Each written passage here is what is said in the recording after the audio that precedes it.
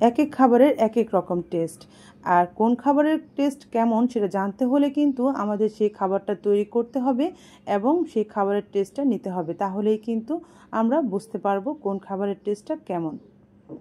Hello viewers, আসসালামু আলাইকুম, welcome to my channel alluring byte. আজকে তৈরি করছি কাশ্মীরি পোলাও। একটু ভিন্ন ধরনের পোলাওয়ের টেস্টটা নিতে চাইলে আমি বলবো অবশ্যই একবারের জন্য হলেও এই কাশ্মীরি পোলাওটা আপনারা তৈরি করে দেখতে পারেন। আশা করছি আপনাদের কাছে অনেক বেশি ভালো লাগবে, কেননা আমরা সবসময় যে পোলাওটা তৈরি করি এটা তার থেকে অনেকটাই ভিন্ন। তো রেসিপিটি প্রথম থেকে শেষ পর্যন্ত দেখবেন, আশা করছি আপনাদের কাছেও অনেক ভালো লাগবে। চলুন তাহলে চলে যাই মূল রেসিপিতে। এখানে আমি 2 কাপ বাসমতি চাল নিয়েছি। বাসমতি চাল নিতে হবে এমন কোনো কথা নেই, আপনারা বাসমতি চালের পরিবর্তে নর্মাল কালিজিরা পোলাও চালটা বা সেটাও নিতে পারেন। তো আমি এখানে 2 কাপ নিয়েছি। এবার আমি চালটাকে ভালোভাবে ধুয়ে পরিষ্কার পানির মধ্যে এভাবে করে ভিজিয়ে রাখবো 25 থেকে 30 মিনিটের জন্য। চালটাকে ভেজানোর পর এটাকে এখন আমি এক সাইড করে নিচ্ছি। এখানে আমি কিছু ফ্রুট নিয়েছি, আমি আনারস নিলাম। আনারসটাকে এভাবে করে ছোট ছোট করে আমি কেটে নিয়েছি আমি বাদাম, কিশমিশ আর খেজুর নিয়েছি। খেজুরটাকে এভাবে ছোট করে আমি কেটে নিয়েছি। তারপর আঙুর নিয়েছি আর নিলাম আমি এখানে আলু বোখারা। তো আমি আমার পছন্দ মতো কিছু ফল এখানে নিয়ে নিলাম, আপনারা আপনাদের পছন্দ মতো নিয়ে নেবেন। এবার চুলায় চলে যাচ্ছি। একটা প্যানে আমি কিছুটা তেল দিয়ে গরম করে নিব। আমি তেল এবং ঘি দুটাই ইউজ করছি। আপনারা চাইলে কিন্তু শুধুমাত্র ঘি দিয়েও এই রান্নাটা করে নিতে পারবেন, কোনো সমস্যা হবে না। এবার আমি এটা গরম হওয়ার পর এর মধ্যে বাদাম আর কিশমিশটা দিয়ে একটু ভেজে নেব। একটু নেড়ে নেড়ে বাদাম আর কিশমিশটাকে আমি ভেজে নিচ্ছি। ভেজে নিলে বাদাম থেকে খুব সুন্দর একটা অ্যারোমা বের হয়। আর কিশমিশটা আমার এখানে হয়ে গেছে, তো আমি আগে কিশমিশটাকে এখানে তুলে নিচ্ছি। তো আমি এরপর বাদামগুলোকেও ভেজে তুলে নিব। আমি এখানে কাঠবাদামটা ইউজ করেছি, আপনারা চাইলে এখানে কাজু বাদামটাও ইউজ করতে পারেন। আবার কোনো বাদাম যদি না থাকে বাসায়, চীনা বাদামটা হাতের কাছে থাকলে সেটাও ইউজ করতে পারেন। তো বাদামটা ভেজে নেওয়া হয়ে গেছে, এবার বাদামটাকে আমি তুলে নিচ্ছি। মাঝে মাঝে এ ধরনের রেসিপিগুলো তৈরি করলে পরিবারের সদস্যরাও অনেক বেশি খুশি হয়ে যায়। সব সময়ের মতো রান্না না করে একটু মাঝে মাঝে খাবারটা একটু ভিন্নভাবে আমরা যদি তৈরি করি তাহলে কিন্তু এটা খেতেও বেশ ভালো লাগে। তো আমি এখন এখানে কিছু গোটা মশলা দিয়ে দিলাম। আমি এখানে দিয়েছি দারচিনি, এলাচি, কালো এলাচ আর একটা স্টার অ্যানিস। আর এখন এখানে আমি দিয়ে দিলাম হাফ কাপের চেয়ে একটু বেশি পেঁয়াজ কুচি। তো পেঁয়াজটা দিয়ে পেঁয়াজটাকে হালকা করে একটু ভেজে নেব, পেঁয়াজের কাঁচা ভাবটা একটু দূর হয়ে গেলে চলবে। তো এর মধ্যে আমি এখন দিয়ে দিচ্ছি 1 টেবিল চামচ আদার পেস্ট আর 2 চা চামচ রসুনের পেস্ট। খুব ভালোভাবে মশলাটাকে একটু কষিয়ে নিলাম তেলের মধ্যে। এখন পানি ঝরিয়ে রাখা বাসমতি চালটা এর মধ্যে দিয়ে দিচ্ছি।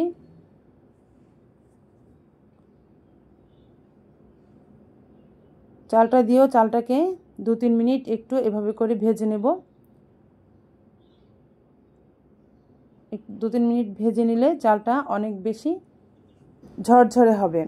তো আপনারা যদি এভাবে না করেন তাহলে ফুটন্ত পানিতেও মশলা দিয়ে লবণ দিয়ে তারপর চালটাকে 80% সেদ্ধ করে পানি ঝরিয়ে কাশ্মীরি পোলাওটা তৈরি করে নিতে পারেন। তো আমি এভাবেই তৈরি করে নিই, আমার কাছে এভাবে তৈরি করতে ভালো লাগে। তো একটুখানি ভেজে তারপর আমি এখানে গরম পানি অ্যাড করব। তো যেহেতু আমি চাল নিয়েছি 2 কাপ, পানি কিন্তু আমি এখানে 4 কাপ নেওয়ার কথা। আমি কিন্তু 4 কাপ পানির জায়গাতে 2.5 কাপ নিয়েছি পানি আর 1 কাপ নিয়েছি আমি দুধ। তো সর্বমোট আমার এখানে 3.5 কাপ আমি পানি আর দুধ মিলে এখানে দিয়ে দিলাম। ক্যামেরাটা অফ থাকার কারণে এটা আমি দেখাতে পারিনি, এর জন্য আমি খুবই দুঃখিত। আপনারা আশা করছি ক্ষমাসুলভ দৃষ্টিতে দেখে নেবেন। তো এর মধ্যে আলু বোখারাটাও দিয়ে নিলাম, লবণ দিলাম স্বাদ মতো আর 1 চা চামচ দিচ্ছি চিনি। একটু ভালো করে নেড়ে দিব। আমি এখানে 2 কাপ চালের জন্য 2 চা চামচ লবণ ইউজ করেছি, সেটা আমার জন্য পারফেক্ট ছিল। আপনারা আপনাদের স্বাদ মতো দিয়ে নেবেন। তো ঢাকনাটা দিয়ে আমি কিছুক্ষণ এটাকে রান্না করার পরে পানিটা শুকিয়ে গেল।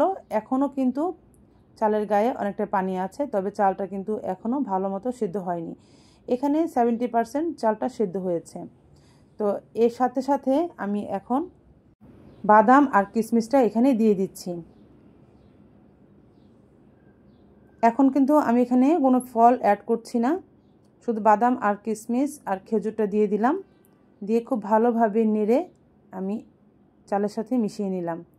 এবার এই অবস্থায় আমি ঢেকে এটাকে 5 মিনিট দমে দিয়ে রাখবো।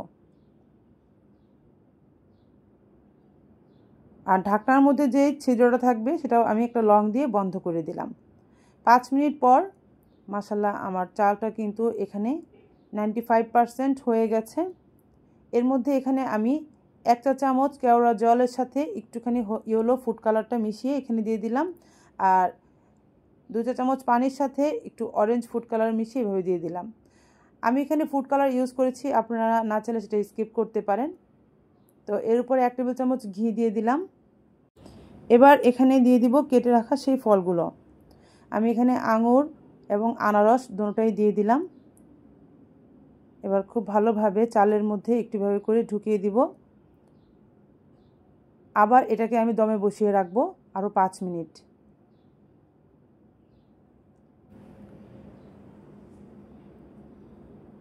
পাঁচ মিনিট পরে ঢাকাটা তুলে নিলাম। আর এখন আমার পোলাওটা কিন্তু একেবারে হয়ে গেছে। তো আমি একটু নেড়ে দেখিয়ে দিচ্ছি মাশাআল্লাহ পোলাওটা কতটা ঝরঝরে হয়েছে। আমি কিন্তু 2 কাপ চালের জন্য 4 কাপ পানির প্রয়োজন ছিল, আমি সেখানে কিন্তু হাফ কাপ কম দিয়েছি। আমি পানি আর দুধ দুটা মিলে কিন্তু 3.5 কাপ ইউজ করেছি। একটু কাছে থেকে দেখিয়ে দিচ্ছি আমার কাশ্মীরি পোলাওটা কতটা ঝরঝরে হয়েছে আর মাঝখান দিয়ে কিন্তু লেগে যায়নি। মাশাআল্লাহ এর টেস্টটাও কিন্তু অনেক ভালো এসেছে। তাই একবারের জন্য হলেও তৈরি করে দেখতে পারেন এই কাশ্মীরি পোলাওটা। আশা করছি আপনাদের কাছে অনেক ভালো লাগবে। আমি কিছু চেরি দিয়ে নিলাম। এখানে আমি আমার পছন্দ মতো ফল ইউজ করেছি, আপনারা কিন্তু আপনাদের পছন্দ মতো ফল ইউজ করতে পারেন।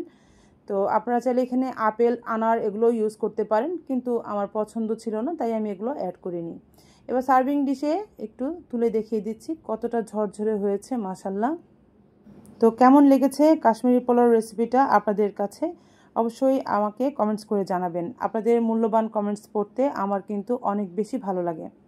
এই পর্যন্ত যারা লাইক দেননি একটি লাইক দিয়ে ভিডিওর বাকি অংশটুকু কন্টিনিউ করবেন।